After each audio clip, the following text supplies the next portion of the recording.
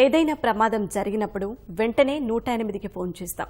కానీ వాహనం ఎంత దూరంలో ఉందో, రావడానికి ఎంత సమయం పడుతుందో బాధితులకు తెలియదు. దీనికి సమాధానంగా ప్రభుత్వం ఒక మొబైల్ యాప్ రూపొందించింది. ఈ యాప్ ద్వారా ప్రైవేటు అంబులెన్సుల సేవలు సైతం ఉచితంగా అందుతున్నాయి. ప్రమాదం జరిగినా ప్రాణాపాయ స్థితిలో ఉన్న బాధితులను ఆసుపత్రులకు తరలించేందుకు వెంటనే గుర్తుకు వచ్చేది 108 అంబులెన్స్. ఒక్క ఫోన్ చేయగానే 108 వాహనం సంఘటనా స్థలానికి చేరుకుంటోంది. బాధితులను ఆసుపత్రులకు చేరుస్తోంది. ఈ సేవలను మరింత విస్తృతపరిచేందుకు ప్రభుత్వం ఏపీ 108 యాప్ పేరుతో మొబైల్ అప్లికేషన్ అందుబాటులోకి తెచ్చింది. ఈ యాప్ను ఇటీవల ముఖ్యమంత్రి చంద్రబాబు ప్రారంభించారు.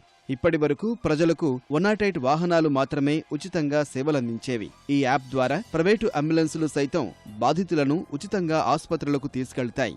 అధికారుల లెక్కల ప్రకారం 108 వాహనాలు గతేడాది 5 లక్షల మంది బాధితులను ఆసుపత్రులకు చేర్చాయి. అంటే సగటున రోజుకు 1400 మంది బాధితులకు సేవలందాయి. ఈ యాప్ అందుబాటులోకి వచ్చినప్పటి నుంచి ప్రైవేటు అంబులెన్సులు 150 మంది రోగులను ఆసుపత్రులకు తరలించాయి.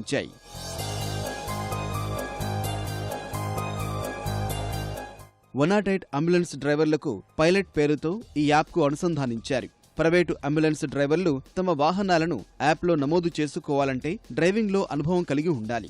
వాహనానికి అన్ని రకాల అనుమతులు ఉండాలి. అంబులెన్స్లో ఆక్సిజన్ సిలిండర్, వెంటిలేషన్ సౌకర్యం ఉండాలి.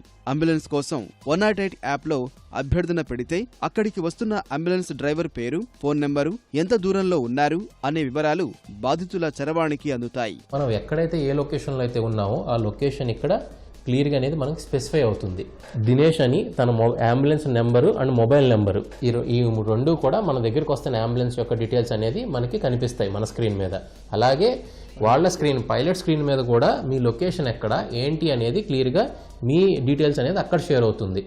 108 విభాగం పనితీరును మరింత మెరుగుపరిచేందుకు అధికారులు ఈ యాప్ను అందుబాటులోకి తెచ్చారు. దీని ద్వారా 108 సేవలు ప్రజలకు మరింత చేరువవుతాయని భావిస్తున్నారు.